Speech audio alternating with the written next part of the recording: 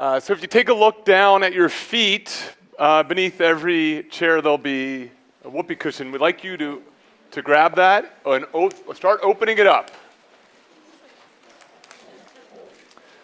Pull it out.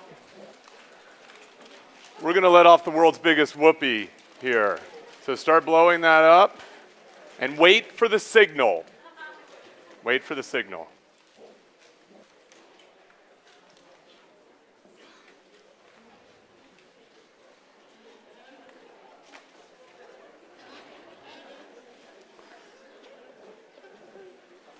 I just like watching people try to blow up the whoopee cushions. This is not an intelligence test. We getting close? Close? I think somebody broke the whoopee cushion up there. All right, when you're ready, hold it up. A few more, few more.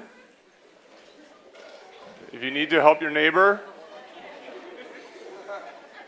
All right. Everybody scoot up on their seat and put this beneath and wait for the count.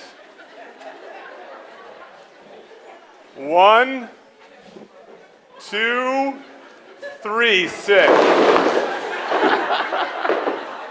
That was awesome.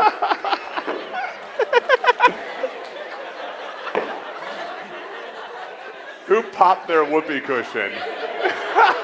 I like that.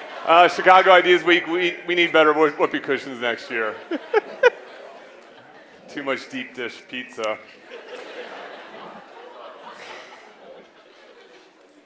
Why was that funny? To answer that question, we launched the Humor Code project. The idea was simple. Okay, that's enough of the whoopee. The science is done. The idea was simple. For the both of us to travel around the world looking at what makes things funny, and then to take our observations and subject them to scientific analysis at Pete's Humor Research Lab. Which I prefer to call Hurl. For example, to look at how you make things funny, we went to New York and got a behind-the-scenes look at the New Yorker cartoon process. Then to look at why we laugh at things, we went to Uganda and Tanzania and explored the 1962 laughter epidemic that struck more than 1,000 people. And then to look at how sometimes comedy gets lost in translation, we went to Japan and hung out on the sets of crazy Japanese game shows. We also did a lot of karaoke. One of the commonalities that we found both on our travels and in Hurl is that humor often comes from dark places, from things that are wrong, unsettling, threatening in some way, or as we say, violations. People a lot smarter than the two of us have recognized this. Plato and Socrates, Freud talk about these violations as being a ripe source of humor. And I think that Mark Twain said it best when he said that the secret source of humor is not joy, it's sorrow. There is no humor in heaven. Because heaven's perfect, there's nothing to laugh at. And I forgot what I was going to say next. It's a violation. It's okay. Oh, yes. So that gives you the first hint as to why these whoopee cushions are funny. Farting in public is wrong. And 300 people farting in public is a huge violation. So we decided to go in search of violations. And so we went to the West Bank in Palestine in the middle of the summer, during Ramadan, when no one could eat or drink anything all day. And we found it pretty hilarious. We saw Palestinian shopkeepers who were laughing with Israeli police officers. We went to Jerusalem and spoke with a Holocaust survivor about the jokes she used to help her get through her time in the concentration camps. And we hung out with Homeland on a String, Palestine's version of Saturday Night Live, which aired on state television and was more popular than either of the two main political parties. And of course we found humor in Palestine. The place was brimming with violations that people just needed to make jokes about. But of course, violations normally don't make us laugh. The things that threaten us, the things that are wrong, they make us cry. They disgust us. They scare us. They offend us. So there has to be something else there. And we found that thing to be the judgment that that thing that is a violation is in some way okay, acceptable, or safe, or as we say, a benign violation. That gives another hint as to why these whoopee cushions are funny. Flatulence is wrong. But contrary to the topic today, it's funny because it's true. In this case, it's funny because it's false, it's fake, and it allows us to delight in this thing that is wrong.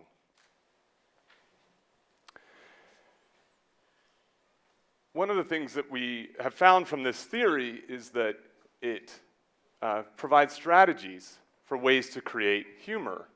So on one hand, we call a strategy where you take a normal situation and point out what's wrong with it. The Seinfeld Strategy. In his show about nothing, Seinfeld points out all the things that seem wrong about a regular, everyday life. The other strategy is taking the things that are wrong and finding out a way to make them okay. We call this the Silverman Strategy. Every time Sarah Silverman gets on stage, she commits a hate crime. But she finds a way to make these violations okay, putting it to a happy song or saying it in a cute, non-threatening kind of way.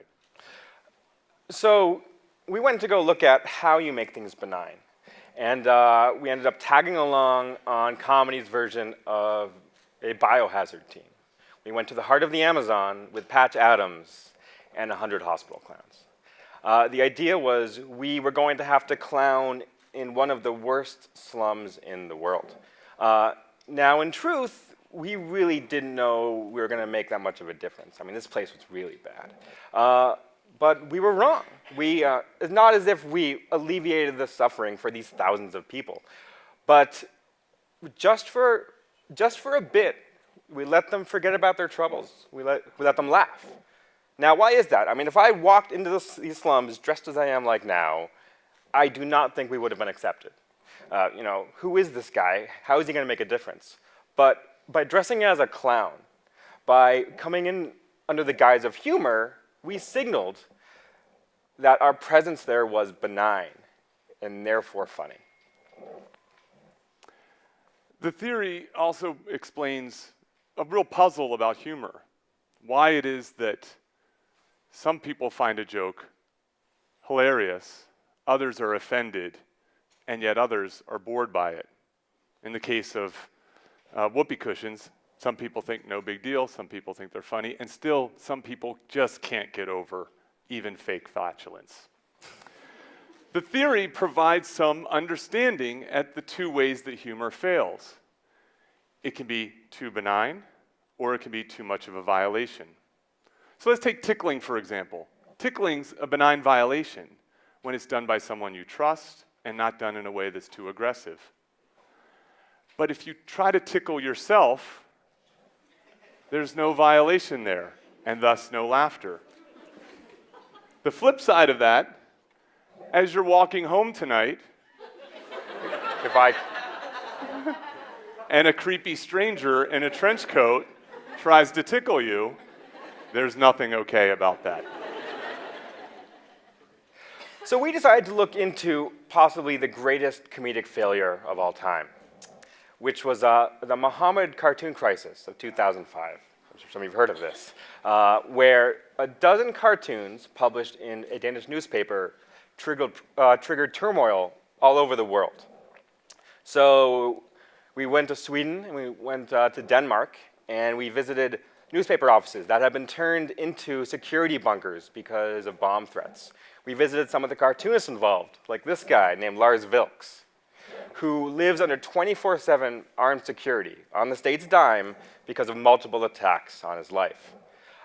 Now, the Scandinavians, we spoke to them, and no one we spoke to found these cartoons funny.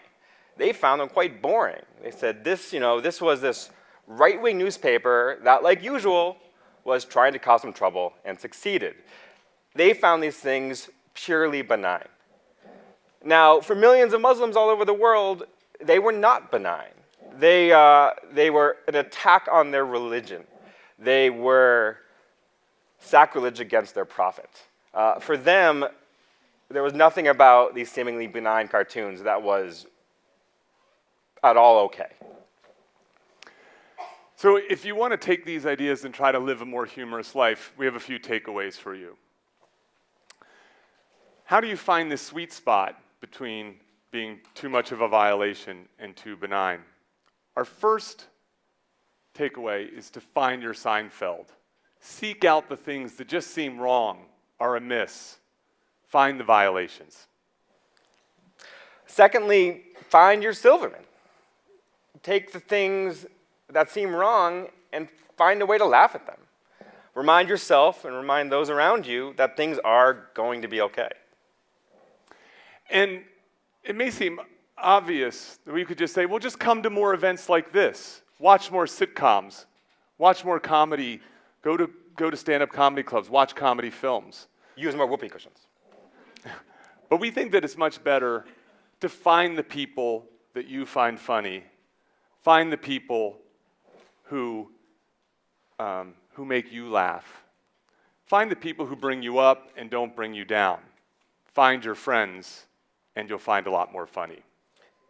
I mean, it worked for us. We traveled the world together, and I think we still get along. And most of the time. Most of the time. Thank you very much. Check out our book, April Fool's Day. April Fool's Day. 2014. Thank you much. Thank you.